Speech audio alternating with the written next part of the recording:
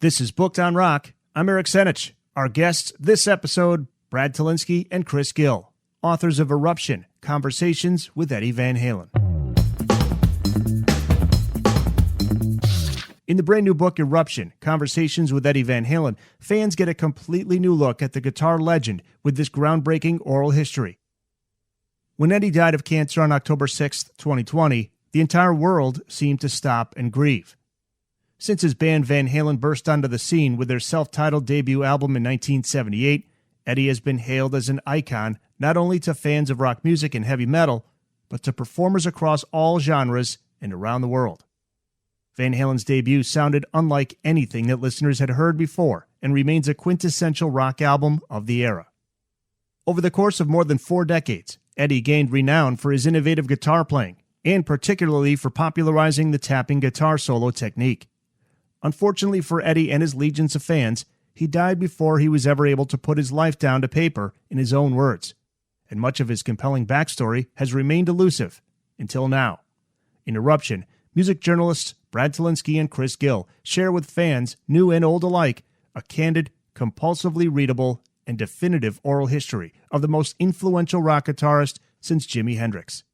It's based on more than 50 hours of unreleased interviews they recorded with Eddie over the years, most of them conducted at the legendary 5150 studios at Ed's home in Los Angeles. The heart of Eruption is drawn from these intimate and wide-ranging talks, as well as conversations with family, friends, and colleagues. In addition to discussing his greatest triumphs as a groundbreaking musician, the book also takes an unflinching look at Edward's early struggles as a young Dutch immigrant unable to speak the English language, which resulted in lifelong issues with social anxiety and substance abuse. Eruption, Conversations with Eddie Van Halen also examines his brilliance as an inventor who changed the face of guitar manufacturing. As entertaining as it is revealing, Eruption is the closest readers will ever get to hearing Eddie's side of the story when it comes to his extraordinary life. Brad Tolinski was the editor-in-chief of Guitar World magazine, the best-selling magazine for musicians in the world, for over 25 years. He's also the author of Light and Shade, Conversations with Jimmy Page, and Play It Loud, an epic history of the style, sound, and revolution of the electric guitar, which was the inspiration for the Play It Loud exhibition at the Metropolitan Museum of Art in 2019. Chris Gill was the editor-in-chief of Guitar Aficionado magazine and a regular contributor to Guitar World. He's also the author of Guitar Legends, the definitive guide to the world's greatest guitar players, and he contributed extensive guitar background and historical text to Eric Clapton's Six-String Stories, and Jeff Beck's Beck 01, Hot Rods and Rock and Roll. This interview is in conjunction with the Van Halen News Desk, which you can find online at vhnd.com, and the Van Halen Store, where you can purchase your copy of Eruption, Conversations with Eddie Van Halen at vanhalenstore.com. So let's get to it. To hear the music discussed in this episode, head over to the show notes page. Brad, Chris, thanks so much for being here. Thank you. Our pleasure, man. You both made several visits to Edward's 5150 studio, which is, as you write, just a short uphill jog from his house in the Hollywood Hills. He'd greet you with his famous smile and wave you into the studio. Fans have been able to see the studio from the outside, maybe a few clips and photos here and there of the inside, but you guys were there. Brad, we'll start with you. I love how you write. It wasn't messy, but it was, you could say, comfortably lived in. Yeah, as I said in the book, you'd go in there and Ed would make this joke where he'd sort of rub his hands together and he's like, it smells like work in here. But yeah, that was the great thing about 5150 is like you go into, a New York recording studio and it's pristine and it's beautiful and the lighting's great, but there isn't any vibe. In 5150, there's vibe, it feels like, not like you're in somebody's garage, but it feels like lived in. It feels like, a band is working there and having a good time and doing creative stuff. Fans are always just so fascinated with what is inside the 5150 studios. I mean, a lot of people think it'd be like going in there would be like Indiana Jones finding the lost ark. Chris, what was it like for you? There's elements of kind of that Indiana Jones thing a bit. I mean, the thing is just the these iconic guitars strewn about. that you've heard about, we saw on stage, we saw in photos before, and to actually see them in the flesh is just, it's kind of like a religious experience. It's like seeing the Ark of the Covenant or seeing the Shroud of Turin or something like that. And just to see, this is where the magic happens, basically. So much magic happened in there. Obviously, the 1984 album and onwards, so many great tunes and everything.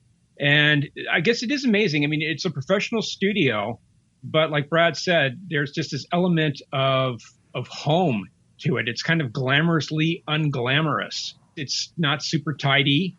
You can just see all this evidence of activity. There's picks strewn about the ground, drumsticks. There's Alex's kit. There's later days, there was Wolfgang's bass, or Michael Anthony's bass or whatever, just there ready and waiting.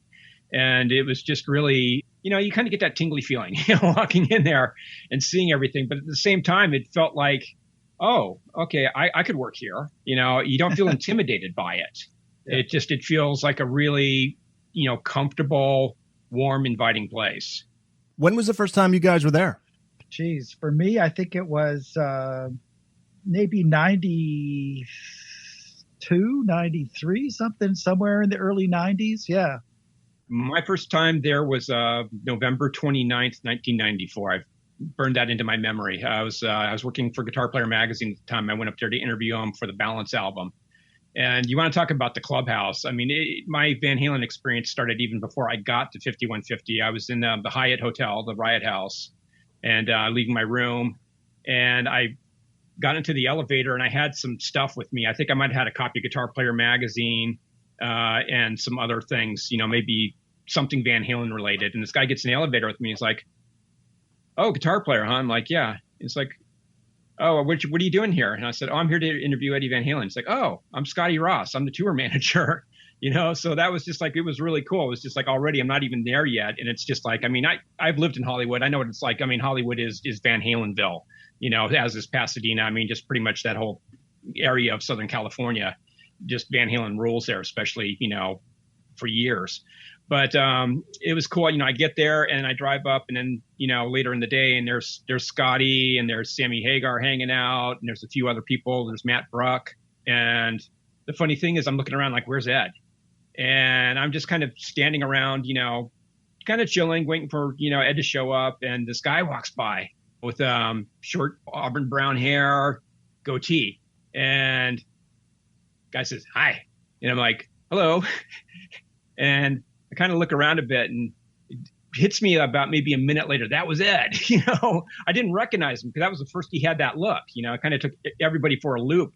We've seen him with short hair before, but not quite that short, and never saw him with the beard, and he had sunglasses on and everything like that. So that kind of was just a crazy thing, just to see him look so different. The thing that gave me the chills about actually in the studio, now that Chris brought that up, was seeing the Marshall. Yeah. The mythical Marshall that's on just sort of in a room by itself, all mic'd up and ready to go. He always seemed to be unassuming, not at all comfortable with being a rock star. What was he like? How did you find him to be? Well, you sort of, you see Ed and you're like, oh my God, it's Ed Van Halen, so there's that minute or two of sort of shock or surprise whenever you see, I guess, a celebrity. But Ed was always super quick to basically disarm you a little bit in the beginning, present himself as a regular guy. And he knew people would get tongue-tied in front of him, so he'd be always the guy that would say, come up to you first and say, "Hey, man, how's it going?" Put you at ease a little bit. And, that's how I found him, always pretty relaxed, calm, ready to have some fun, but ready to talk about the guitar. And that's sort of Chris and my in with Ed, is that we could throw down with him. We could talk about the instrument and, I think understand where he was coming from and what he wanted to accomplish. And for him, that was a great thing. That's what started the rapport. He's a celebrity, but I mean, by that point, I was a relatively seasoned writer by the time I met him. And I think, and before that, I did artist relations. And actually, even before that, starting in the early 80s, I worked for a record label called Boardwalk Entertainment, which is owned by Neil Bogart. I worked with Joan Jett and Night Ranger. So I think that starstruck thing was kind of well out of my blood by that point. But Ed was just a regular guy. Really, when it came right down to it, he was a guitar player. He was a brother to all of us guitar players. And I think that was the really great thing, was to talk to him, not as a music journalist, with an agenda. I remember like Musician Magazine, there was an article where they just kind of ripped him to shreds. And Ed that just pissed him off, because it's Musician Magazine, But I think he really liked talking with the guitar guys. Our eyes wouldn't glaze over when he was talking about 6 CA7 and EL34 tubes, and all these other nuts and bolts things, and I think that also led him to open up a little bit more about other stuff, because he felt comfortable and he felt like we understood. This book, you write about how this really is Eddie's story in his words. He never had the chance to write his own book. And with you guys talking to him so much and getting all of these interviews with him, this was your chance to tell his story. Was that the inspiration behind this book? I would say so. Chris and I had discussed the book before Ed passed, but after Ed left us, we felt much more of an imperative to write a book that would show, him as a full human being, as a person, but also as a musician. And we felt that there was a good chance that other books coming out wouldn't do that. They wouldn't show the fulsome picture, would focus on all the, the gossipy stuff or just the anecdotes. But here's the thing is, Ed was arguably the most innovative guitarist since Jimi Hendrix. And therefore, that means he's one of the greatest musicians of the 20th century.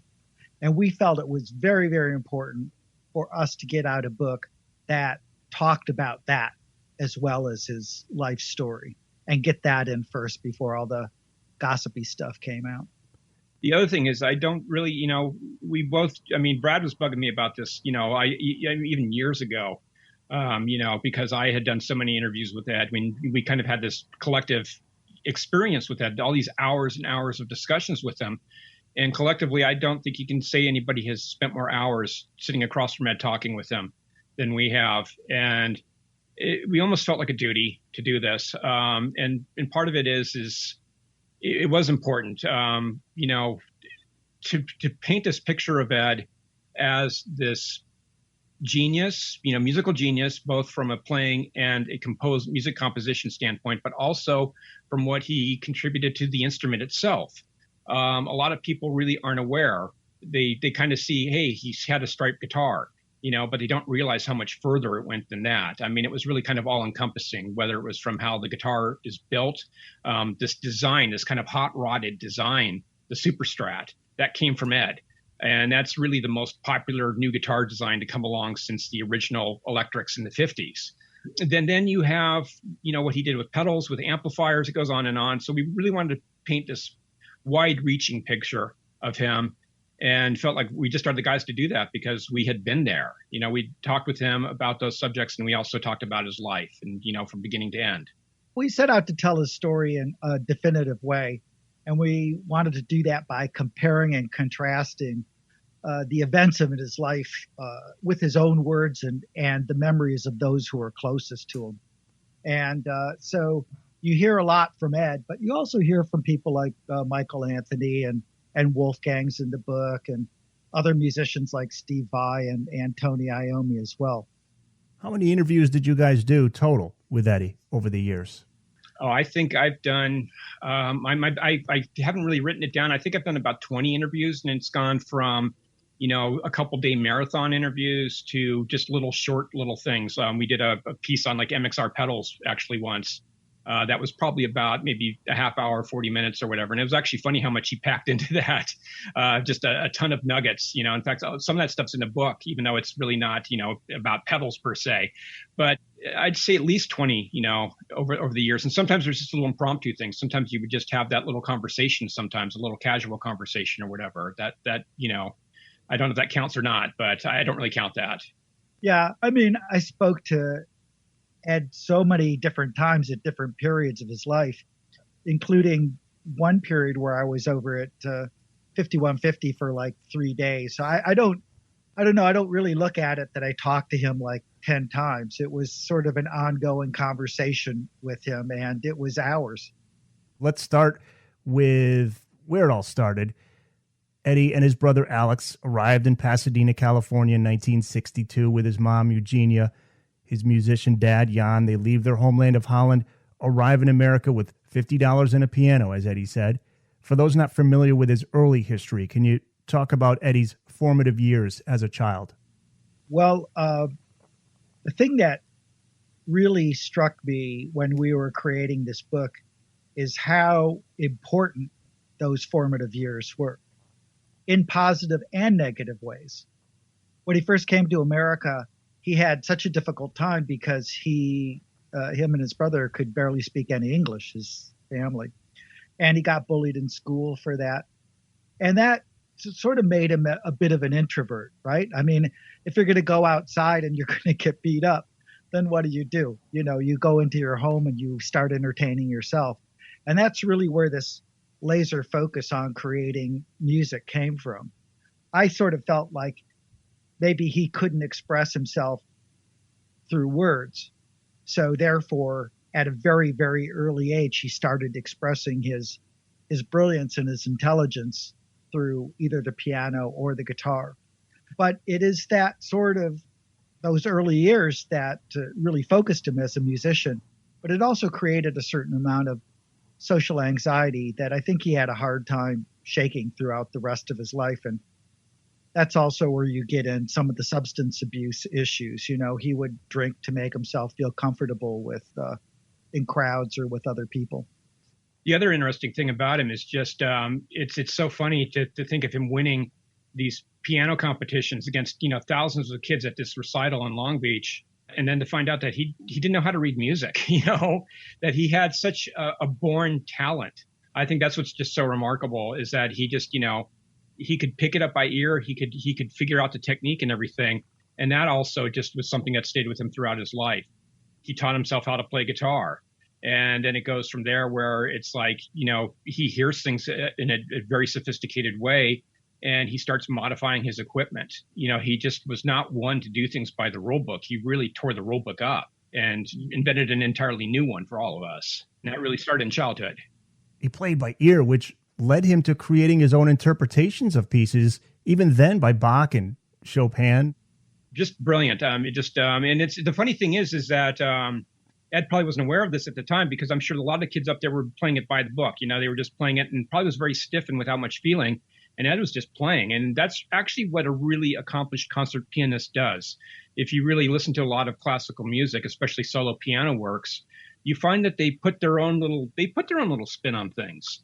You may hear Chopin's Nocturnes, for example, performed by this Claudio Arrau, like one of my favorite versions. Then you hear another guy perform it, and it's different. It almost sounds like a different piece of music. I mean, it's not. The notes are the same, but the emotion is different. And I think that's one thing about Ed, that he just had this innate ability.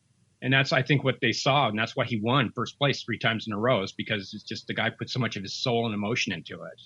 And then there's the well-known story of how Eddie started out playing drums, Alex on guitar, and then they flip-flopped instruments, never went back. When Eddie discovered the guitar, that's when that creative light bulb went off. Actually, I picture in my head that light bulb going off and just exploding, right? You asked him, what was it about the guitar that appealed to him? And he talked about being able to reach notes and feelings that he couldn't on the piano. Yeah, I mean, that's the sort of wonderful thing about the guitar and the electric guitar, for anybody that's played it, is that you can take those notes on the string and bend them and manipulate them and do things with them in certain kind of ways. With the piano, it's more about dynamics.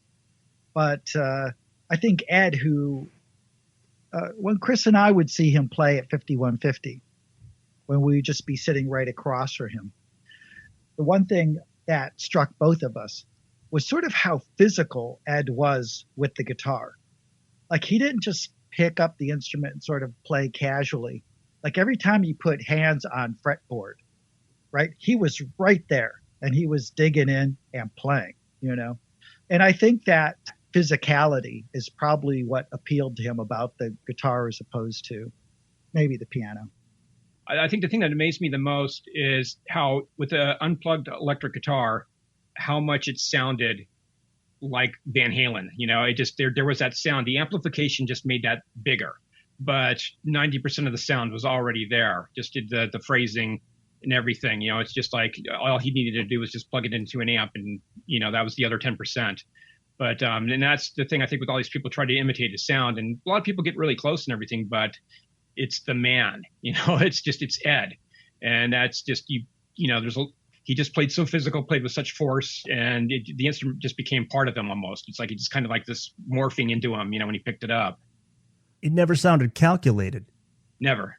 That was the one thing that would frustrate me when they would lump him in. He was the originator, but they'd lump him in with the 80s hair metal guitarists who tried to play faster, play more notes. And many of those guys were legit, really good guitarists that played with feel. But I don't think anybody played with feel like Eddie. It just came out. It wasn't anything that he pre-planned. It never sounded that way. It was interesting. We talk with Steve Vai in this book, and Steve is an interesting character in the story because, as we all know, when David Lee Roth left, Steve became his guitarist, and Steve ended up playing. Half of Roth's set was Van Halen songs. He had to actually learn all of those Van Halen songs and licks. And he's a master guitar player himself. So I was very curious as to how he got in it or how he perceived Ed's music. And the way he put it is, he said, a lot of people tap, but nobody did it with the same integrity as Ed did. That's sort of an abstract way of putting it, but somehow I understand exactly what he means. Like, he's not just tapping. It's not just creating a trick or doing a sound. He's tapping it in the force, and the way he did it became part of the expression of the whole thing, not just a parlor trick. The Booked on Rock podcast will return after this. Going back to his mom and dad again, an interesting comment from Eddie in the book regarding his parents that I think speaks to both his drive to become successful while also the pressure that he felt. He said, quote, "I think deep down my dad wanted us to be musicians, but it was my mom who really cracked the whip and wanted us to be proper musicians. She didn't want us to struggle playing nightclubs like our dad. The whole time I was growing up, whenever I didn't practice or when I started playing guitar, my mom used to call me a nothing nut, just like your father. When you grow up that way, it's not conducive for self-esteem." Pretty revealing comment. Well, absolutely. I mean, I think the thing with Ed was, in his mom, she kind of had this tiger mom sort of personality. And that was the thing. It's like, if you're going to learn to do music, you're going to become a concert pianist, and she thought that was a respectable thing to do. It's hard to make money doing that too, but I think that's, how she viewed it was just there was this aura behind that, and she was really upset when Ed discarded that in favor, first with drums and then with guitar. And, and then him and Alex just, they started hanging out with the neighborhood kids and forming these bands and everything. And she used to come in and complain about, that high crying sound, with when Ed was playing guitar in his room, for all hours of the day.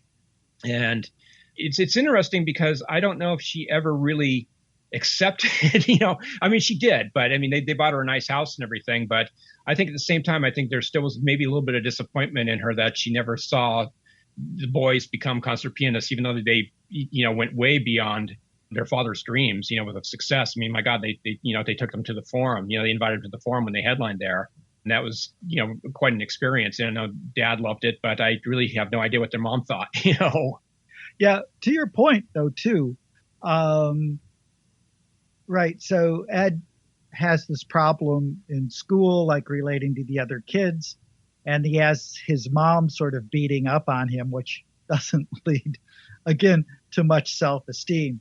And, throughout the course of the book, you'll see we point out where Ed still never achieved a comfort level with dealing with a lot of people. And I think he would talk about that, about how he would use drugs or he would drink in order just to allow himself to fit in. And that was even bad too, because he knew that he would act like a jerk, and that bothered him too. So, in some ways, the other equation, I guess, here is that artists are often tortured in certain kind of ways, which also brings out an emotion that people can relate to. And even though people looked at Ed as sort of looking like this all-American kid, he was carrying around a lot of baggage. And you hear that in the music too. Eric Clapton, a huge influence on Eddie. His first concert was Derek and the Dominoes at the Pasadena Civic Auditorium, November 1970. But it was Cream Eric Clapton that he really took to. I'm really curious if you guys hear, as guitarists, Clapton's influences in any of Eddie's music over the years. Sure, it's there. It's maybe not as obvious as you would think. But if you do listen to some of the Cream jams, it wasn't so much that he was lifting licks. It was more of this kind of this free kind of flowing, especially if you listen to the live Cream material, which I think Ed really adored more than anything. Crossroads, for example. But it's one of those things where, again, Ed couldn't sound like anybody but himself. And I think he realized pretty early on that instead of just, I'm not going to model myself after Eric Clapton, I'm just going to kind of follow my own path here because I can't. He said that often. He even said, like when they were playing the clubs and they would play covers of like the Isley Brothers, It's Your Thing, and it sounded like Black Sabbath, and it just really was something that I think he absorbed a lot. It's really interesting because he was really quite a musical sponge early on. Constantly buying records, listening to a lot of bands. We don't really get too deep into this in the book, but he would listen to like a lot of more obscure type of artists back in the day, like bands like Trapeze, Cactus, a lot of these bands that really weren't being played on FM radio at the time. If they were like, maybe one or two songs here and there, once a month or something. But I think that's the thing is that, he kind of started off with that.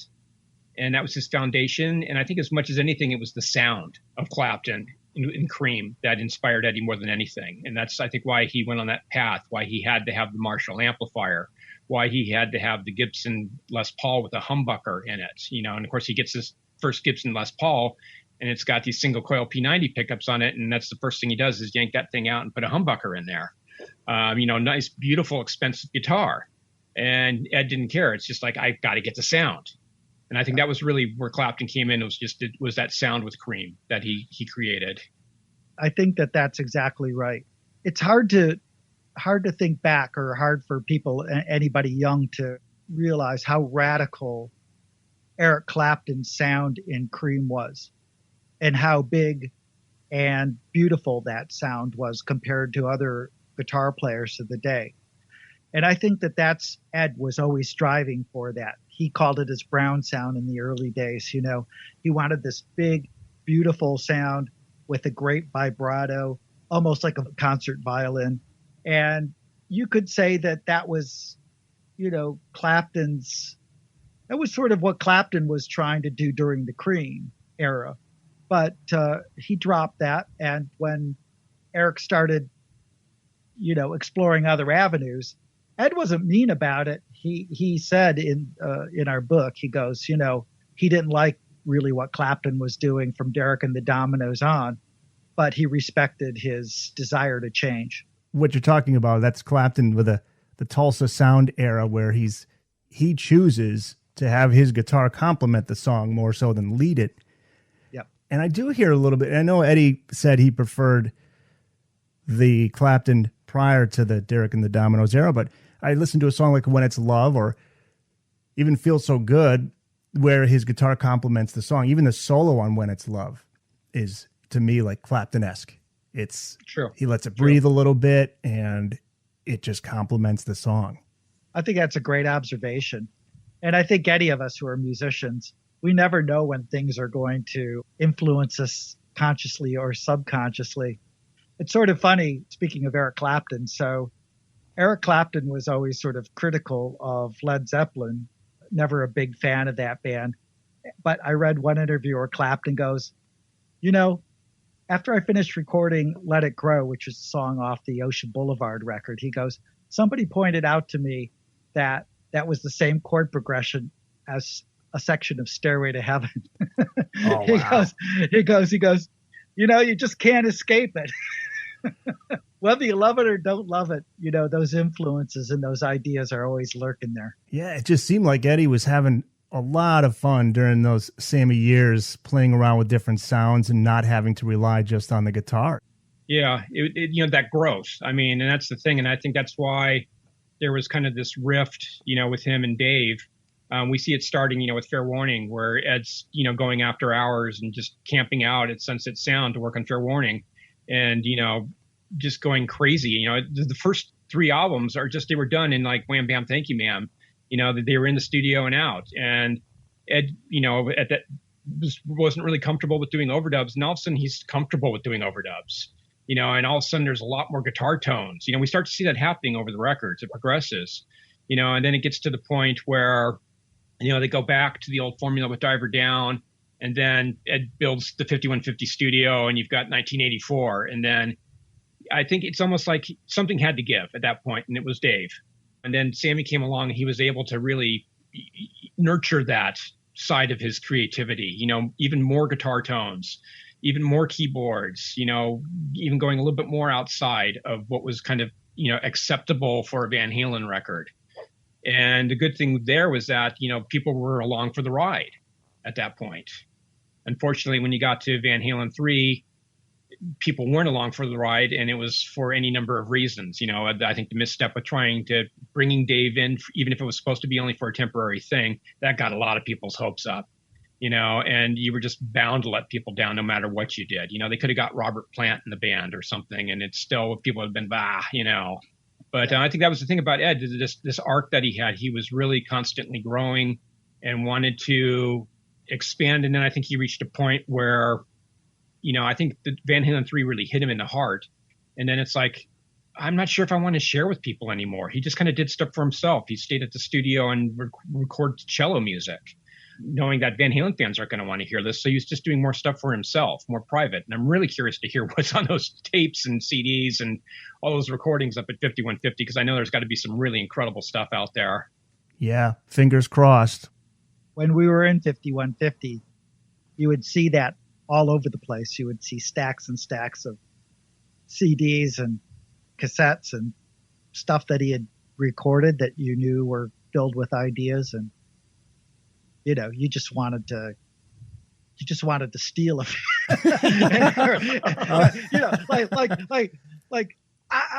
I could grab 12 of those and run out of the studio real fast before Ed can catch me. I'm just picturing, and then Ed slapping you in the hand. Get away from me. Don't forget that he had a gun collection too. So, and some rather powerful artillery there. So I don't think you really wanted to be caught with his precious. Yeah. The other thing I will say too is that, I saw these instruments at 5150. They're just wacky. I did a thing with Guitar Aficionado, a cover story in his collection, and he pulled out like this huge 1910 Gibson Mando bass, like this thing. It's mammoth.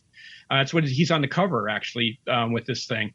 We didn't even cover it in the magazine. It was just sitting in his office. There was an electric solid body 5-string banjo, and Ed had to work some stuff out on that. And there was just other various odd things out there. And he talked about playing an electric bass with a bow, and all these things. And there's recordings of these experiments out there, and I bet they're just genius. Oh, man. Eddie on the banjo. Exactly. Wow. Yeah. Mind blown right there. Just at absolutely the possibilities. I want to talk about the Sammy years and the Gary years, but we want to go back to those Dave years because it is undeniable the raw energy of the Dave years. The energy is there from day one. Chapter 2, titled The Sunset Strip. And I love the story of Van Halen's first official gig at Gazzari's on West Hollywood's Sunset Strip. Eddie and the band's big moment. And he looks to see an empty dance floor. But what does he do? What does the band do? Brush it off. Unleashes a flurry of notes from his Gibson Les Paul. That is a band destined for greatness. No matter how many people in the audience, whether it's just a few bouncers and bartenders or tens of thousands, it's showtime. This is what we do. Yeah. This is who we are. Van Halen was all business and determined from day one. What did Eddie have to say about those early days and their determination to make it? Well, it was a struggle they had kind of this interesting dichotomy going on where they were like hometown heroes in Pasadena. They played these big beer keg parties. They got to the point where they started, renting out the Pasadena Civic and selling it out. So they had this huge following, around the San Gabriel Valley in Pasadena. Just, kids just knew them. That if you wanted a happening Friday or Saturday night, you would look to see if Van Halen was doing the show. But at the same time, there was this club he talked about called Plush, where they got kicked out of, because they were too loud. And, it's like Ed liked to say his playing was too psychedelic. And, they would play these cover tunes. But it's like, as I said earlier, the cover tunes that they played didn't sound anything really like the original material. And the club owner's like, I hired you to play top 40, and kicked them out and wouldn't even let them take their gear with them. They had to come back later and pick it up. So it was really quite a struggle, but they just kind of were determined. That's really what I got out of him, was just like they weren't going to let anything get them down. And as you mentioned, when they did these shows, every show they played as if it mattered. And that paid off dividends for them in a very big way when Ted Templeman showed up to see them at the Starwood on an off night. I didn't get the details from Ed, but from my own research, it looks like it was just they just filled in. Like they had a couple empty slots at the club, and it's just like, hey, can you guys just play tonight, because we don't have anybody on the bill or whatever.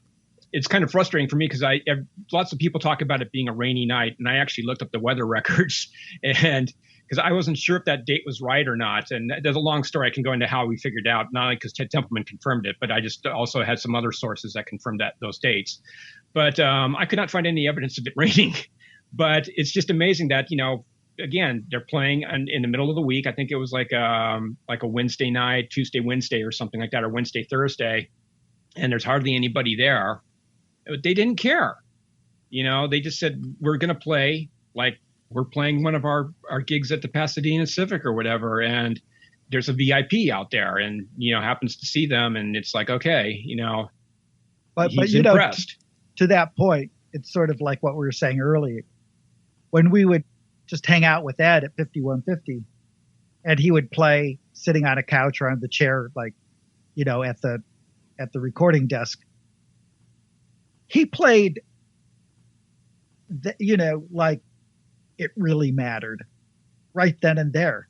There was nothing casual about how he played ever. And we all know Dave. Dave doesn't drop it for a second either. I was going to say, Brad, to that point, of all the differences that Eddie and Dave had that we know is well publicized, they're different people. But one thing they shared was that drive, and a couple things come to mind. Like Dave, when they got turned down by Bill Aucoin, Gene Simmons produces the demo. Bill Aucoin says, right. You guys I like you guys, but I think you need to get a different singer. So they go home, and Dave's dejected, right? He's going home thinking we had our chance and it didn't happen. And what does Dave do? He takes that tape that Gene Simmons made, and he goes to Rodney Bingenheimer, the DJ, and puts a spin on it and says, hey, man, play this. You know how good we are? Gene Simmons produced it. This is how good we are. Not mentioning anything about the fact that Bill Aucoin didn't think they were good enough or Dave was good enough. And the other story, I saw Dave in 94, and he played at a club here in Connecticut called the Sting in New Britain, Connecticut. It's not even there anymore. It's like 2,000-3,000 people there. And this was when Dave was at that point where his solo career was struggling. Not a lot of people. Yet he went out there and just worked it. And I remember everybody in the audience was jaws dropped because at the end of the show, he did like 10 kicks in a circle. 1, 2, 3. And I remember just thinking, that's just a pro, man. That's a professional. Doesn't matter how many people you're playing in front of. And I think that's what him and Eddie and the whole band, but him and Eddie had that connection that you could never take away. That's one thing that Dave would always talk about in those interviews that he did in 2012, talking about the old days, traveling in those crappy buses. And sure, that's something you couldn't take away. That was the bond. Well, the thing is, they were destined for greatness. The Gene Simmons demo and Bill Aucoin passing on them, that was a setback, but it wasn't, because there was a buzz about Van Halen. The word got out. I looked at like old issues of the Los Angeles Free Press, and they were, they usually didn't follow bands like Van Halen, especially local artists. Like you look at their gossip section, they're talking about Fleetwood Mac, who had already released that black and white album with Lindsey Buckingham and Stevie Nicks.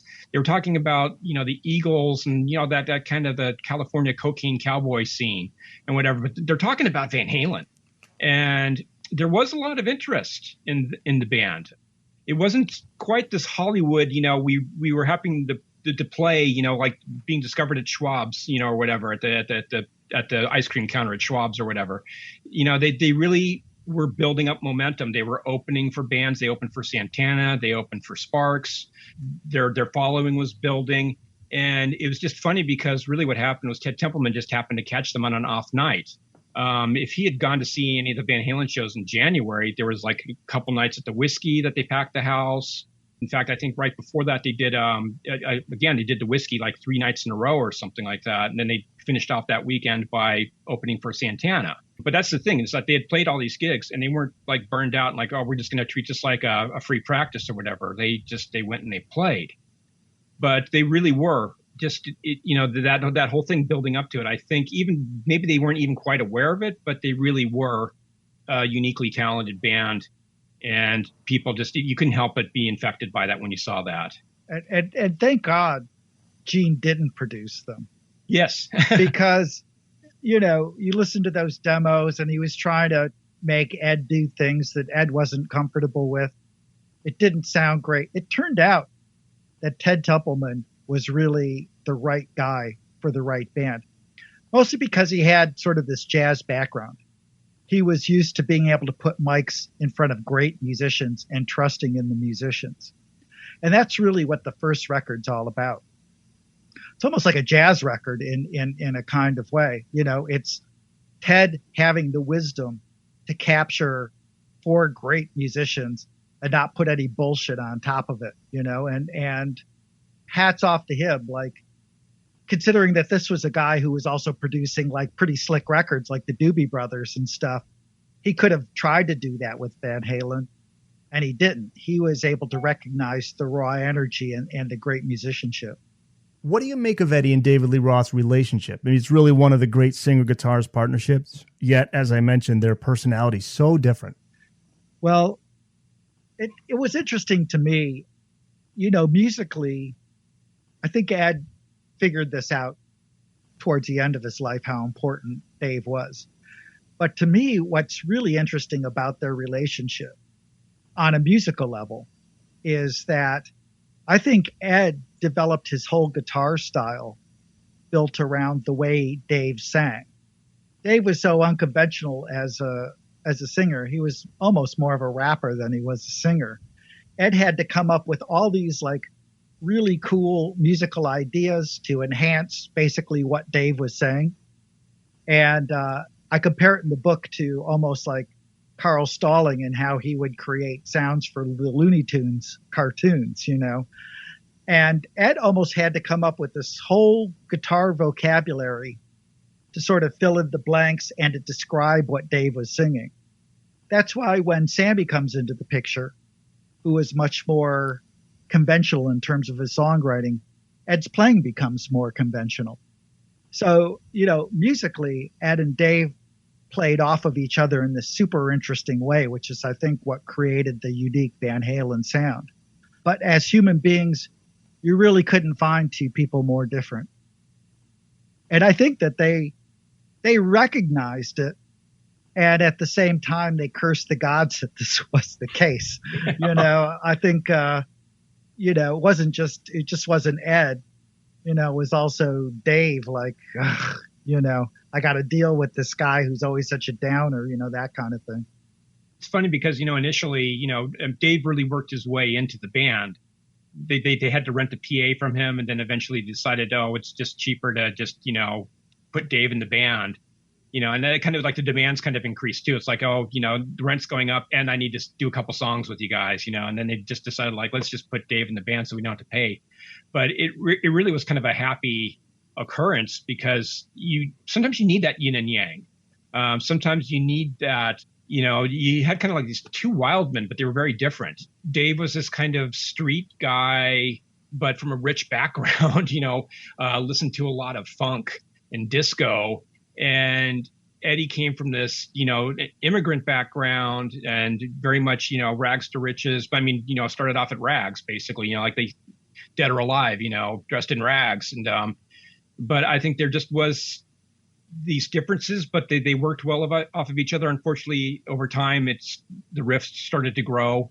They were both very much alpha type personalities, but Dave was outgoing and Ed was introverted. And it's just only a matter of time before those two guys can't really see eye to eye.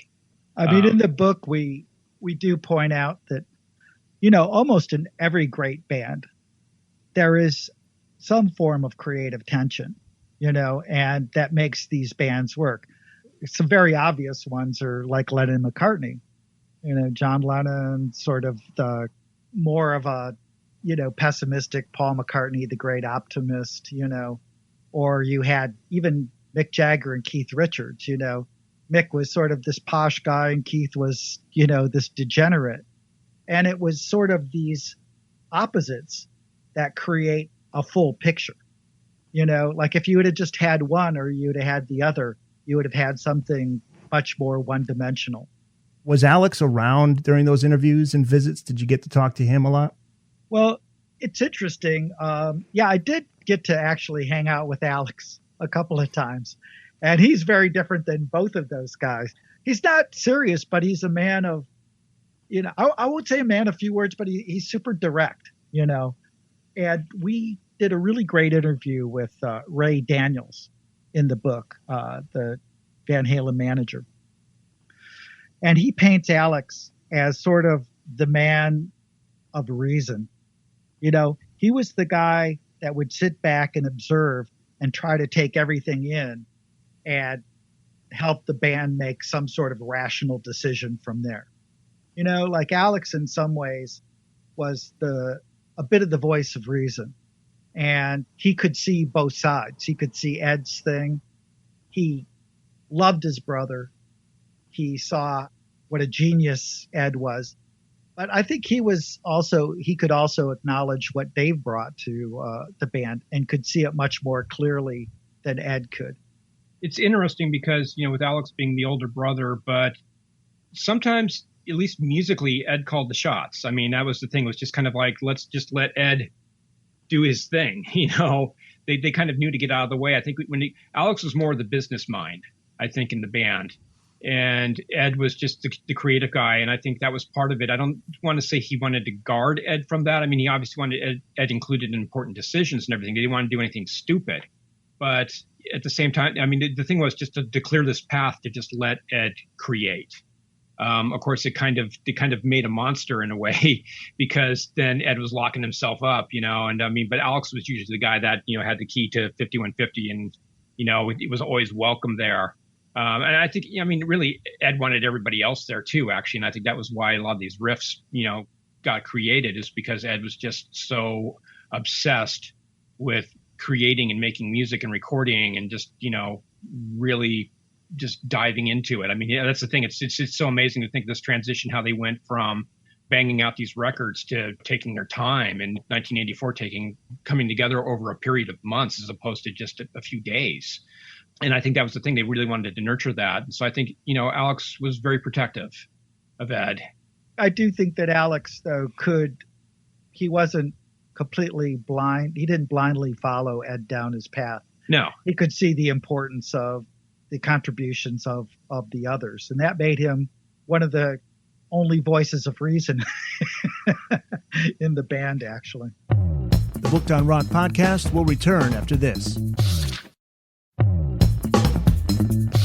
You include an interview with Michael Anthony, and he talked about the band's early days and Ed's fearlessness when it came to experimenting with different sounds and instruments. He remembered the first time Eddie walked in with the Frankenstein guitar. Couldn't remember the specific moment, but he certainly remembered that day.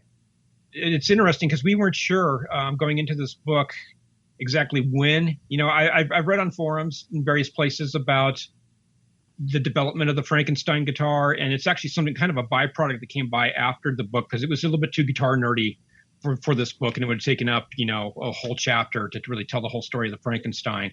But it was interesting because it was a work in progress, but the actual Frankenstein actually came by around pretty, I wouldn't say late in the game, but it was kind of a transitional point. I mean, the earliest I've been able to pinpoint him actually building a guitar was this photo taken at the Pasadena Civic, February 18th, 1977. I still wonder, because we know that he had the 61 Strat that he had modified and put a humbucker in. There's still photos of him with that. He'd actually had gone from sunburst finish to white during January of 77. So he was still playing it.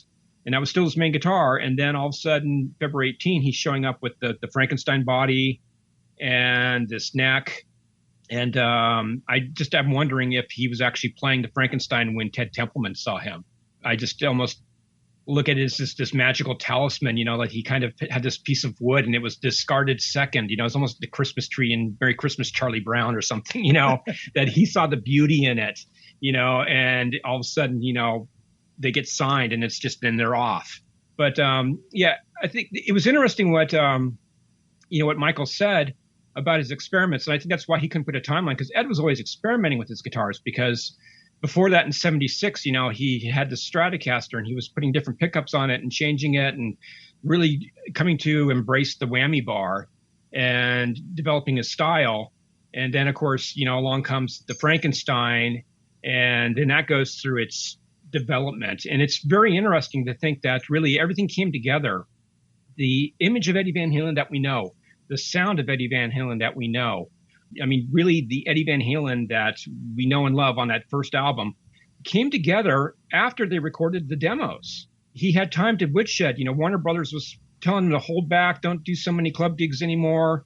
We don't want you overexposing yourself, but they had to wait while Ted Templeman finished up minute by minute. And Ed really spent time working on his technique, his sound. He put the guitar completely together. He got the neck. He painted the body with stripes. And it was just like the whole package. And again, that's where I think it's kind of great how things came together. He might still be playing the Sunburst Stratocaster if they had done an album with Gene Simmons and Aquine Management. I have to say that people at the Van Halen news desk definitely need to read the book and see Chris's article in Guitar World, because there's been a lot of wrong information disseminated. And I think that one of the great things about Eruption, the conversations with Eddie Van Halen that we do in this book, and a lot of this is due to Chris's research, is really straighten out that timeline and how the Frankenstein came together. And it's a huge contribution to the history of Van Halen. Yeah, Chris wrote an excellent article for Guitar World. It's titled Perfectly Frank. It's out there. People can find it. It's online, and it's also... I don't think it's online yet. Okay. It's not online yet. I think they usually wait till the next issue comes out before they put anything online. But yeah, it's definitely, you can find it at your, any place that sells magazines, wherever those are anymore. Right. But this will clear up the misconceptions. And that's something that, while we were working on this book, I just was asking these questions. Like I said earlier about when did Ted Templeman actually see them? I still see people posting the wrong dates for when the album was recorded. They actually started work on the album, and this is in the logs at Sunset Sound. They actually have a log book, a calendar of when they were booked. It was August 29, 1977. And then they went through the first couple weeks of September doing all the tracking. They basically did about a song a day. And we know that the famous story of Ted hearing Ed practicing, what became Eruption, practicing his guitar solo and saying, you got to put that on the record. I mean, what an incredible thing to happen. I mean, my gosh, imagine if that didn't make it on the record. History might be a little bit different. In fact, there's so many things where history could have been very different with what they did.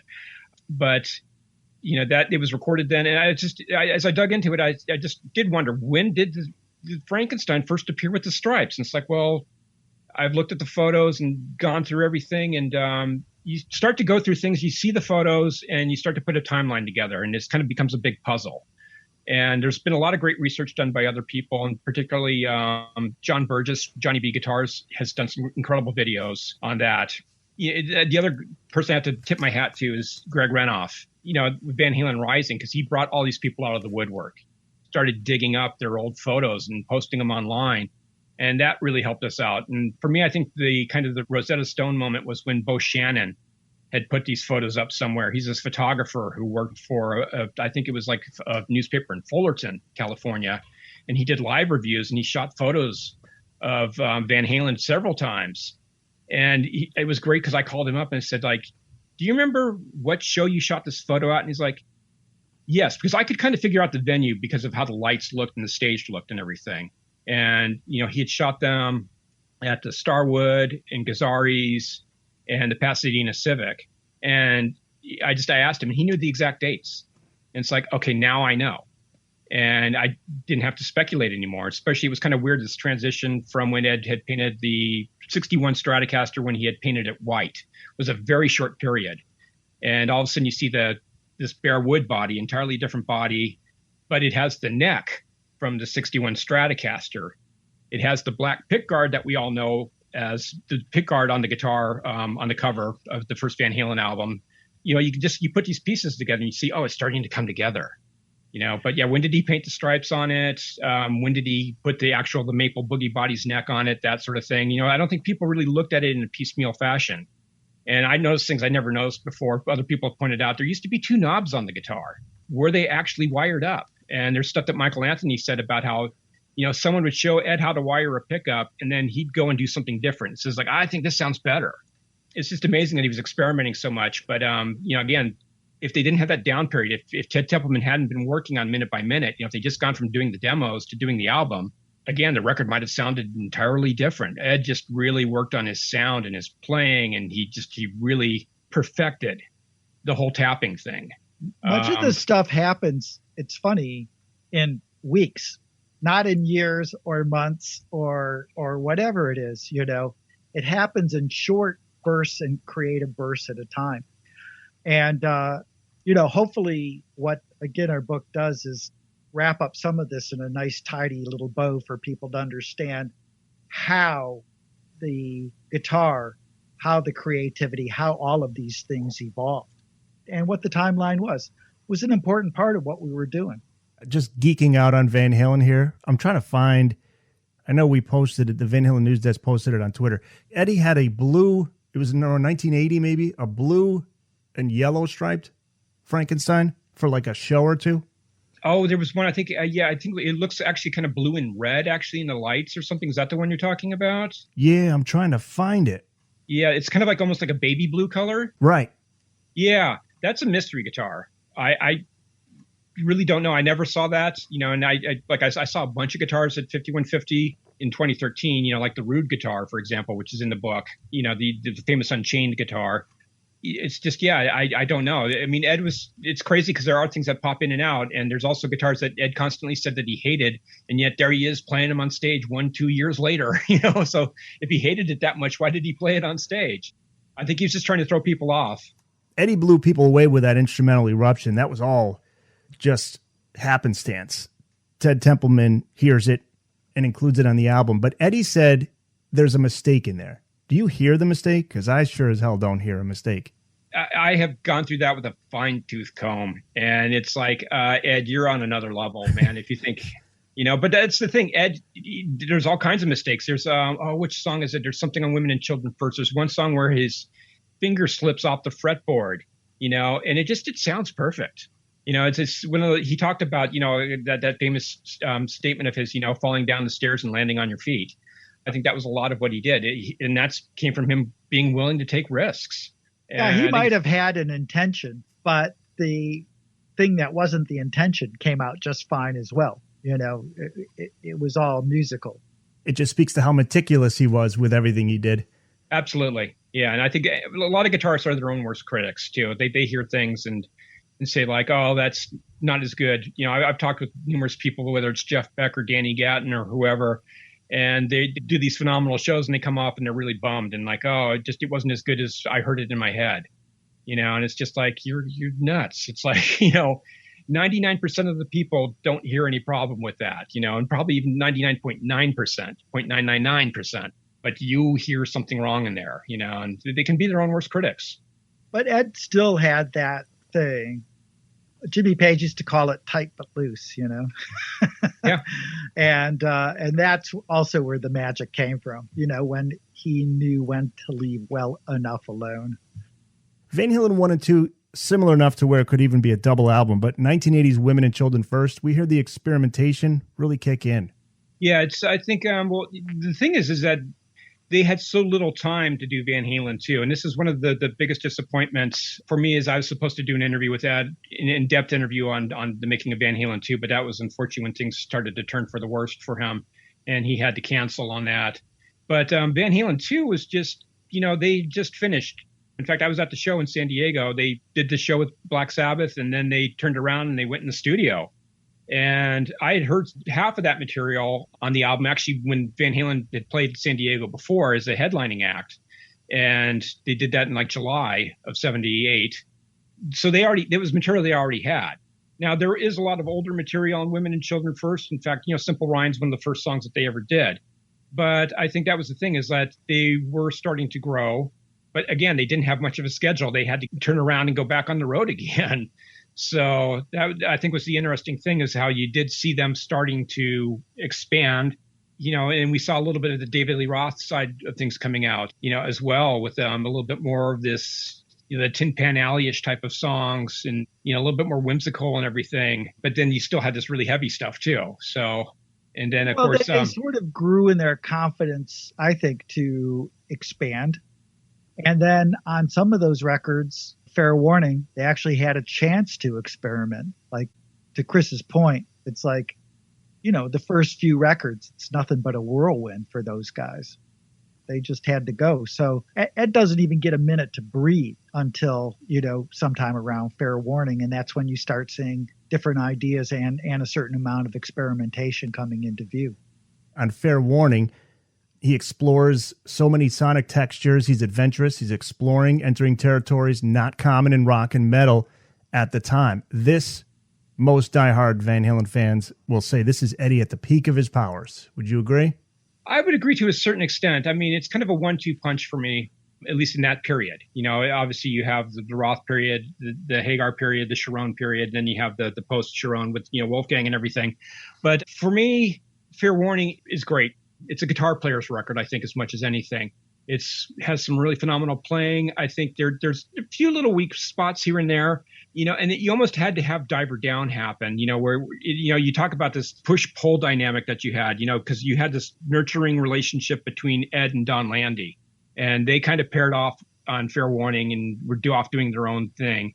And then you had Dave and Ted Templeman were kind of the other camp, and you had this push-pull dynamic. So you had Fair Warning happen, and then you had Diver Down happen. And it was kind of a weird thing because they did this cover of Pretty Woman, and they decided to do a bunch of covers. And then that kind of got under Ed's skin. It's like, well, I'll show them, I can write a bigger hit than any cover, out there. For me, it's like between Fair Warning and 1984.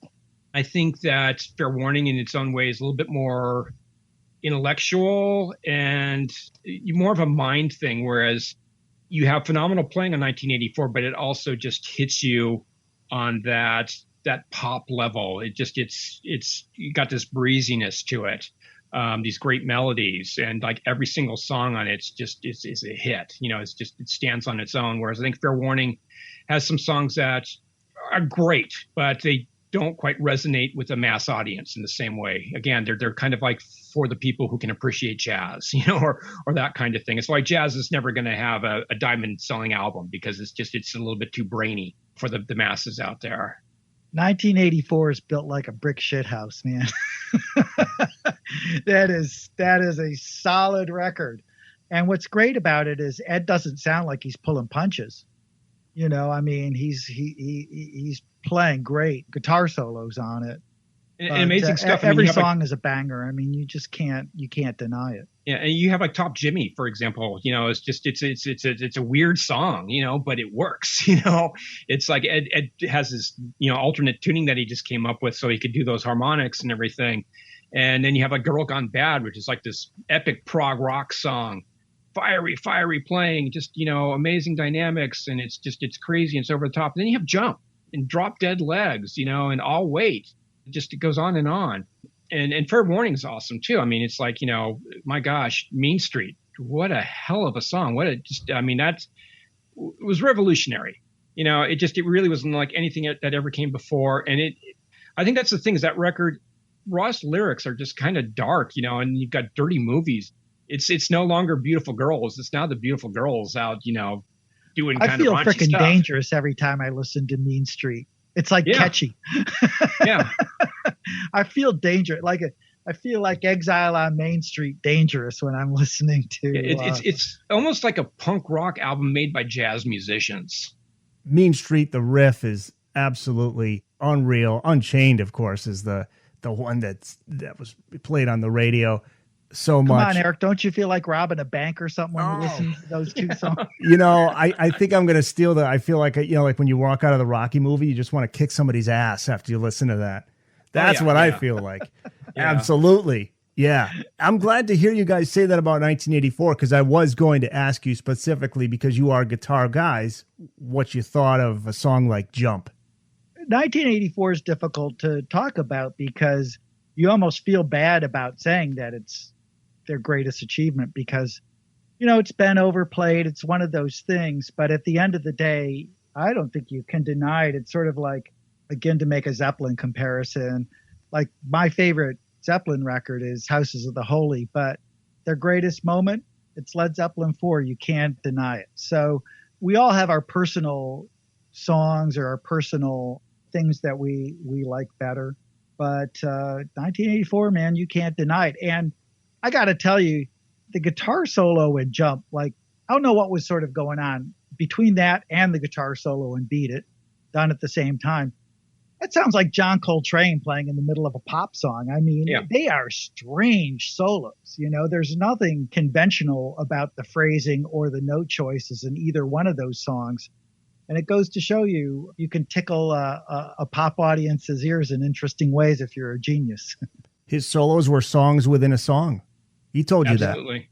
Very strange songs, but songs nonetheless. Is that the Alan Holdsworth influence there?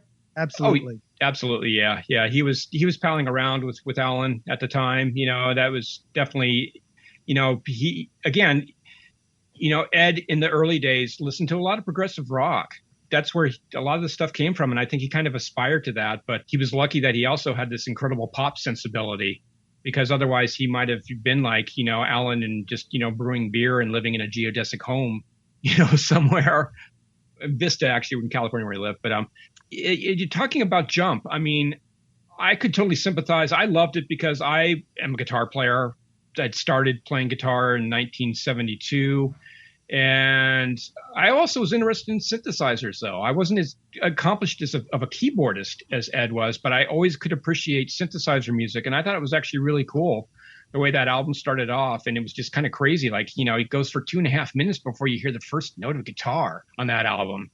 And it was quite a statement. But I got it. I thought it was really cool. And of course, a few years after that album came out, actually, in fact, 3 years after that album came out, I was working for Roland.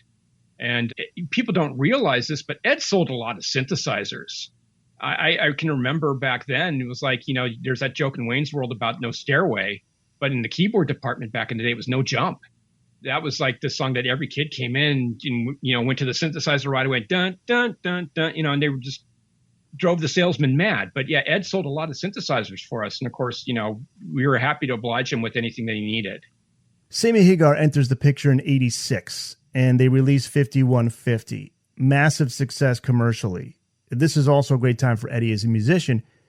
He's getting to do what he wants, and Sammy has often responded to those who criticize this era of the band being heavy on keyboards and having ballads, blaming it on him, but he says these were songs that Eddie came to him with, correct? That is correct. I mean, Ed, it's funny because Ed even... I think this might have ended up on the cutting room floor, actually, but Ed had talked about how, he would write some of these songs and they came to him, and sometimes they were pop songs, and who was he to deny them? I think it was like Can't Stop Loving You later on was like one example of that, where it's like, this isn't probably the kind of song he would even listen to himself, but it came to him and he wrote it. That was a period, again, it was a continuation of 1984. And I think everything just kind of was teed up for him with that album, and again, Ed was ready to expand, and he needed someone that could do that with him. And I think it almost was inevitable that him and Roth just had to part ways because they just weren't seeing eye to eye on so many things. And Ed needed somebody who was a little bit more of a sympathetic foil for him to bounce ideas off of, and who could appreciate the keyboards, the expanding guitar tones, some of the more pop style stuff. And there's still heavy stuff in there too. I mean, I think one of the great overlooked songs on 5150 is the song 5150. I was just listening to that again today, for the first time in a while, and just thought, gosh, it was really a cool thing. It's just like such a great time capsule of where Ed was at that point, because you kind of have this happy guitar riff in the beginning, and then it gets heavy, and then there's this great solo, and again, you see this growth that was happening with him. And I think that, again, I've talked about it before, but Ed really was just constantly growing. And at that point in time, Sammy was the guy to basically fill that. He had a wider vocal range, could sing more melodically and that sort of thing. And it was really Sammy was the right guy at the right time for them. And Sammy talks about that, just recently talked about how he changed his approach to singing with Eddie playing slower. Like an example is 5150, where it goes, right. And he's able to sing without having to worry about playing guitar at the same time. So he started to take a different approach lyrically, how many words he can fit in between the verses and things like that. So it was interesting how that stretched him out as well. True. And it's interesting to see how kind of their records progressed, because, you went from 5150, OU812, For Unlawful Carnal Knowledge, and Balance. Balance is another album that kind of gets overlooked. And I think that's just because there was so much drama immediately following that. But that's another really good record. I mean, I love For Unlawful Carnal Knowledge as well. I think that's my favorite album from that period. But I also really like Balance. And I think that's a record that a lot of us didn't spend as much time with as we should. And people should go back and listen to it again. Brad, do you have a favorite Sammy era album? I think For Unlawful Carnal Knowledge is a great record. I think that Andy Johns did a great job on that record. The first record that I feel like you can hear Michael Anthony as an actual presence, that was welcome, at least from my point of view. I think the songwriting is really good, but Sammy's complicated. And I think that that's why people tend to lean towards the David Lee Roth years, is because Eddie's pushing, he's experimenting, but to some degree, the band is going for more conventional song structures. And I think is in some ways less exciting for it. Sammy has his virtues. He brought the band into a modern commercial arena. They wrote some great songs with Sammy, but Sammy was no Bob Dylan. And I don't think lyrically he was even a David Lee Roth. So to me, that era is a little less exciting for it. But there's still some great music. The Booked on Rock podcast will return after this. OU812, I know the mix, that's always the first thing people talk about nowadays is the mix. Too thin, right. Not enough bass. But I got to say, 5150 is the album that was my gateway album into Van Halen, blew me away, love it. Cool. But OU812, I think, is my favorite Sammy era album. I just love the variety in it. I love the different approaches. Again, I like hearing Ed pulling back a little bit, complimenting the songs a little bit more, but at the same time, the ones where he is playing guitar, Source of Infection and Cabo Wabo and AFU Naturally. I love that album. What's funny is we were talking earlier about Clapton, and probably the most Clapton song that Ed plays, and it's very much Tulsa period, is Finish What You Started. Yes. It's got that really super bright, clean Fender Strat sound on it. And that's Ed going into that solo period, Eric Clapton phase, I think. So he kind of reached that probably in a very similar time arc, in his own way. The song Right Now is an example. I know a lot of people were talking about when A Different Kind of Truth came out and said, well, a lot of these songs are songs they're rehashing songs from the back of the past. That was what Eddie was doing all along. Right Now was written back in 84. Sure. Oh, yeah. That keyboard part was written with Joe Cocker in mind. He was imagining what Joe Cocker would have sounded like singing that one. So that's another one. Right Now is an interesting song, much like Finish What You Started. Not anything what you would expect from Van Halen, yet it was a hit. And there's that little bit of that progressive thing in there, too. You can hear that, a little bit of that progressive rock kind of thing in there. It's not blatantly progressive rock, but it does have a bit of that kind of dynamic in there and everything. You could easily see almost like Yes or somebody like that, kind of doing something like similar to that. What I find interesting of the mid-90s Van Halen, Balance and a song like Humans Being The song on Balance, Don't Tell Me What Love Can Do, and Humans Being, similar in those solos, builds up, starts slow, dark. He did that on Year to the Day on Van Halen 3. They were going in a really interesting direction when Humans Being came out. And a lot of my friends who were Van Halen fans, they were real excited about what was to come. Unfortunately, that didn't happen. But Balance is often compared, that's like the Sammy era Fair Warning album. Dark, aggressive. Yeah. Is there any legitimacy to Eddie playing better when he had that friction with the lead singer? I think so. I think Ed kind of needed friction to be driven a bit. Again, we wouldn't have had 1984 if it hadn't been for Diver Down, because like Ed said, Dave and Ted tried to say, this is how you make a record. And then Ed turned around and said, no, this is how you make a record. And I think that's one of those things. It happens with a lot of people. You see that where people put them down, or they say this, you can't do this, or you shouldn't do that. And like, no, I'm going to do that. I'm going to show you why it works. And I think that was kind of very much a driving force for Ed throughout his life. I think it was easier for him as a younger guy to put up with all that stuff. As an older guy who had the money, he was comfortable. I can understand why he probably just didn't need the headache. He didn't. That's the thing. I think when I did that interview with him and Tony Iommi, and he talked about in 2004, the songs that they had done, the 3 new songs with Sammy that they did for the Greatest Hits, the Best of Both Worlds album, and how they would play them live, and people just kind of were very lukewarm about them, and no one even really wanted to talk about them. And he was kind of like, why bother? I think he really kind of threw in the towel at that point. Unfortunately, at that point, I think he was listening a little bit too much to his critics. And of course, at that point in time, as I kind of prefaced in the original article, the industry had changed. Hollywood had changed. I can remember I'd been away from Hollywood for a while. I lived there for many years throughout the 80s. And I remember coming back to do the interview, and I had been to Hollywood many times, but it used to be driving down the Sunset Strip, you would see like all these billboards and they'd be touting this new album or that. And it was very music oriented. And driving down the Sunset Strip, all the music stuff was gone. And it was like celebrities and sports figures and, designer products or whatever. And it just seemed like the music industry abandoned Hollywood. And I think Ed felt like, well, why should I do this? And of course, there was so much happening with people ripping music off the internet as opposed to paying for it. And Ed's very much a traditional guy. Even though he has a studio at his house, he still realized it costs money. I've got to hire people. I've got to hire engineers and probably a producer. And why should I make this investment if people aren't going to buy this and I'm not going to see any return on it? So I think he just started making music for himself. And it really took Wolfgang to pull him out of that. Ed Loeffler, their longtime manager, he passed in 93. Ray Daniels took over. He rose to prominence in the 70s managing Rush.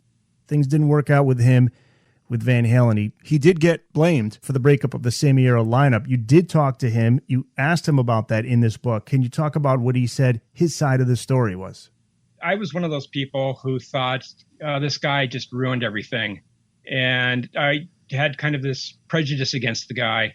But I also realized from my years of dealing with Alex and Geddy, like, how bad can this guy be? I mean, my gosh, if Alex and Geddy didn't like him, they're 2 of the nicest guys in the world. So Ray can't be that bad. But it was interesting to read that because I think there's so much that's misunderstood. I misunderstood when they brought Dave back in. It was a series of missteps. I think Ray was probably afraid to really put down the hammer as much as he should on that call, because that was a big disappointment for so many people when you had this kind of this cameo appearance by Dave, and he's in and he's gone. 2 songs, appearance on the MTV Awards, and then boom, he's out. I think that set up something that was really hard for the next singer, whoever it was coming in. Just they couldn't live up to it because so many people were anticipating this reunion and didn't get it and had the rug pulled out from underneath them. But yeah, I think Ray got an unfair shake. I mean, he's a very much a traditional manager, and he was really just taking care of business. He was trying to make sure that they weren't, that their music was being treated properly, that royalties were being paid, that they weren't being exploited, that they weren't going to sign any bum deals, that they weren't going to do anything that was necessarily bad for their image. Some people say maybe they did a few things that they shouldn't have done, but he really was looking at it from a business perspective. And he was just trying to keep that all, basically keep the wolves at the door and keep them at bay. because there were so many people, and constantly, it was always with Ed, there's always somebody coming up to him with a project or this idea or whatever. And he just needs, they all needed somebody to just say, stand back, and I'll deal with that. And you guys just deal with the music. And that's really what Ray did. And it was interesting because I didn't realize, especially, which you'll have to read in the book, about really how Sharon came to be in the band. It wasn't, I will say it wasn't Ray Daniels, he wasn't forcing Sharon on the band by any means. And that's a big misconception about what he did with them.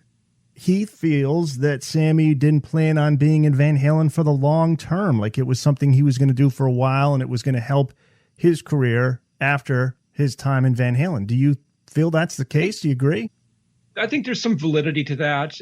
Sammy's a big personality, and we've seen him do so much since Van Halen, and how many different projects has he had, whether it's Chickenfoot or The Circle, or it goes on and on. It's like there's all these different names and different projects and, kind of these revolving band members and everything. And I think it's inevitable. I mean, that is kind of a big part of the rift, is that Sammy had to fulfill, according to him, these contractual things for Geffen, to do this best of record, and he had to do some new songs and everything. And, Ed started to question Sammy's commitment to the band. At the same time, I think Ed maybe was looking possibly for a little bit of a convenient excuse because he did want to grow. He had told me about how upset he was with the lyrics, for Amsterdam. Boy, did that just rub him the wrong way for so many reasons. I mean, that's where they were from, Ed's not a pothead, so he didn't like the references to pot. And it was just that song just, I think there was probably a lot of butting heads over that. And, a lot of behind the scenes fighting probably over that song that we'll, never really know about. But I do think that, and only really Sammy can answer that. And I imagine it's how Sammy feels on a given day, what I'll say. But I think that, he did have his eye on continuing his solo career. I mean, he was successful doing it, so you can't really blame him. What are your thoughts on Van Halen 3? It did take a lot of hits, but you guys say it's not the disaster that the publications like Rolling Stone claimed it to be? I have a lot to say about Van Halen 3, which I thought was, in many ways, even though it was criticized, I thought it was a super experimental record for Ed. And I liked where it was going, even though it wasn't produced particularly well. Yeah, it's one of those things, again, it was a disappointment. And I think, again, it was prefaced by, I think, so many people wanting to hear more. I mean, the songs that they did with Dave, Me Wise Magic and Can't Get This Stuff No More, were pretty damn cool. And to me, I saw, well, maybe there's a potential that Dave can grow with the guys. Maybe they kind of leapfrog together and now they can do something a little bit more mature. But there was so many things that were wrong with that record, and they weren't Ed's fault at all. It was just, well, maybe partially. They should have had a proper producer. I think that's like Gary's vocals never really seemed to fit in the mix properly. I think Ed maybe had a little bit too much control, but at the same time, we got probably the closest thing to an Eddie Van Halen solo album out of him from that record. And it's funny because it comes in the Eddie's Oddities section in the book where I interviewed Ed about, I talked about all these guitars and the stories behind them. And he talked about how much he appreciated that album for himself. Like he thought some of his best guitar playing was on that. And I was just thinking about that, and I went back and listened to it and said, yeah, he's really right. If you really listen closely, there's some incredible guitar playing on there. Ed really branched out a lot more than before. He was using all these different instruments, all these different sounds, all these different tones. His parts were very intricate, syncopated. It was a very sophisticated record, and I think it was just a little bit too much. I mean, Ed, I think for the first time in his career, finally had the shackles off, and he was just really going to do the record that he wanted to do. And I don't want to call Gary Sharon a yes man, because he's more than that, and he actually contributed to the record lyrically. And Ed was glad to have someone that, would collaborate with him in that fashion. But at the same time, I think Ed just really kind of took full control of the thing. He needed somebody maybe to rein him in a little bit. And maybe they should have done a little bit more straightforward Van Halen album with Sharon before moving on to something like Van Halen 3. Michael I don't hear his backing vocals on that album. If it's there, it's minimal. Yeah, I mean, Michael probably did a handful of bass tracks on that record, but It was really kind of the beginning of the end for Michael. I mean, you could actually even go back to 1984 was the beginning of the end when they had him sign that horrible contract, opt out of all these things as a member of the band with songwriting royalties and you name it. And poor Michael, man. But what a trooper for just, enduring what he did. But yeah, I think it was really, again, it was very much an Ed solo album. I mean, Ed played drums on Van Halen 3, it's like even he was pushing Alex aside a little bit, and which tracks does he play drums on? I don't know. And I've kind of listened and I need to go back. I'm such a guitar head that I really listen to the guitar performances, but I know that Ed played drums on probably 3 or 4 songs on the album, actually. It was kind of all these things just piled on Ed. The timing was bad. He had the album fail. His marriage was falling apart. He was struggling with the alcohol and drugs. And he also, a little bit after that, was diagnosed with cancer. And it was just like, gosh, his world was falling apart.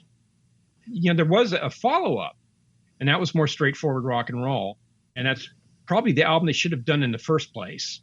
But I think Ed was just so taken back by people not accepting Van Halen 3 that he was just kind of like, screw it, I just don't want to do this. Just so glad that he was able to turn things around because he looked and sounded amazing in those last years. That 2015 tour, he was just back on his game. I remember seeing him here in Connecticut, and he's just standing there on stage, and I'm like, I'm looking at, this is a miracle, He is. He's looking great. It was amazing. He's playing better than I've seen every Van Halen tour starting since 1978. And I saw him twice in 78 and just goes on from there. I caught every Van Halen tour.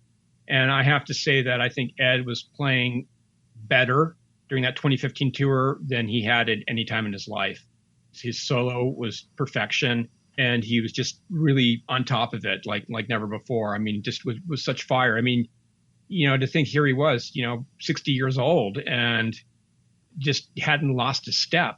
It's like there was no like, oh, I'm going to slow things down here or whatever. No, he had every bit of the speed and fire that he had back in 78 when I saw him. And Sammy did say he mended fences with Eddie. Unfortunately, Michael didn't get a chance to, but I think that would have happened if the plan went through, which was Eddie talking about getting the guys back together to do one more tour, one final run. I don't know whose idea that was. I think Wolfgang actually, Wolfgang could probably answer this, as much as anything. I think Wolfgang, he had 3 tours, live record, and the studio album with his dad. And I think he was willing to step aside, and probably for his own guilty pleasure. He probably wanted to see the classic Van Halen lineup as much as anybody too, just to watch it, and go out with his band. I mean, of course, Wolfgang had his thing going on too. That's the other thing. Well before 2015, he was already starting to work on his record. But it would have been awesome. I mean, I remember meeting with Ed and Janie and, hearing that they were going to get back together with Michael, and it was like, I can't tell anybody. And it's like, boy, you can't believe how hard of a secret that was to keep, But I was like, what an amazing thing. And of course, then situations being what they were, it was the saddest thing because Ed's health prevented that from happening. And then he seemed to look like it was going to get better. And then Wolfgang brought up the idea of bringing bringing Sammy and Gary along as well. And kind of doing the whole, the kitchen sink tour, basically. By then it was too late. Ed's it was too far gone. And at that point, it was all that they could do was just to spend quality time, as a family with each other, and Ed just to enjoy his life and not have to worry about putting a tour together and touring and the toll that takes on your body. Just spend time with his wife, Janie, and with Wolf and enjoy what time he had left. Janie, a lot of people don't know this, but she really did the hard work with Ed to get him clean and sober. And it was very hard, but she's a strong woman. And that's what Ed needed, was someone who was strong and could focus 100% on him. And she gave us more years, and Wolfgang helped out too, because he was no longer a kid. When the first episode with cancer happened, he was still pretty young. And as he got older, he became a little bit more independent and assertive, and he could tell his dad off, and tell him, get your act straight, and we saw that happen on the 2007-08 tour, where Wolfie was like, I can't play with you if you're going to go out, and you're drunk or whatever. I don't want to do this. I don't want to be on stage with that person. And I think between those two, they were Ed's angels. They saved him. Ed did it himself too, but, he needed that support group. And by that point, Wolfgang was ready to do so, to take up that role. And Janie was there to devote herself and just to keep Ed on the straight and narrow and, just make sure that he got himself cleaned up and just was on that path and didn't stray from it. One last thing from both of you guys, your thoughts on Eddie's passing. Were you aware that his health was declining, and what were your thoughts when you found out the news? It was about April of 2019. He had that motorcycle accident. And the only reason why I know that, because, they didn't really tell me, because I didn't probe into Ed's private life at all. It was at that time I was supposed to do the interview with Guitar World on Van Halen 2. And I had gone off on vacation to Tokyo and was going to do the interview with Ed, and I came back and it had been canceled. And it was just that was very unusual. I never had Ed cancel an interview on me ever. And so I knew something was up. And he was supposed to come to the Met for the Play It Loud exhibit that was based on Brad's book called Play It Loud. And they had the Frankenstein there. The real Frankenstein was there. And Ed was really looking forward to being there. And he didn't show. And I was just like, oh, something's up, and that was when they discovered, they did some CAT scans or whatever, and they discovered this tumor in his brain. And I knew, I'm not going to bug him. I didn't know what was going on, but I just knew something was wrong. So I just kind of laid back, and I knew something was up, and I hoped for the best. But unfortunately, that day in October 6th, hit me like a ton of bricks. It was just like, gosh, he's gone. Our good friend, our hero, my guitar hero. And I sent a text message to Janie and to Matt Bruck, and just told them, and that's why we did this book. Brad and I were working on this book before, actually, and we wanted to do it with Ed and with his blessing while he was still alive. And when he passed, it was just like, we have to do this, and part of it is to do it while our memory is fresh, of things. I don't want to forget any details, and God forbid, things do happen, life throws curveballs your way and everything. And, we had to that was our focus from that point on, was let's just pay Ed the proper tribute. I knew Ed wasn't in great shape. I'd known that for months. So it wasn't unexpected, but my response was almost, Chris and I have to do this book. We have to do it because we're the only two guys that could present Ed in a full and complete way as a human being and as a musician. And I wanted to honor him, and this book was 9 months of us just really putting together this thing that we felt would express our feelings in a fulsome kind of way. Of course, it was terrible news when Ed passed. But the great thing about it, if there is anything great about it, is Ed's life had this huge and very interesting arc. He started out really difficult for him when he first came to this country. He became what he wanted to become, one of the world's greatest guitarists. But then he went into this really dark period. He only made one record in the last 20 years of his life, one studio record. And that is just a terrible situation.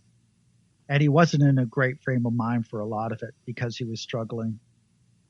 But the good news is the last few years of his life, Ed was back to being Ed. And he seemed to have a whole different perspective on life and his relationship with all the musicians he had worked with. And I felt like he ended on a great note, just like one of his solos. His life was unpredictable, wild, went up and down, but ended on a fantastic note. And it's something we'll always remember and carry with us. He fell down the stairs and landed on his feet. Yep. Brad Tolinski, Chris Gill. Thanks, guys. Thanks. Thank you. Thanks again to Brad Tolinski and Chris Gill for taking us through their book, Eruption, Conversations with Eddie Van Halen.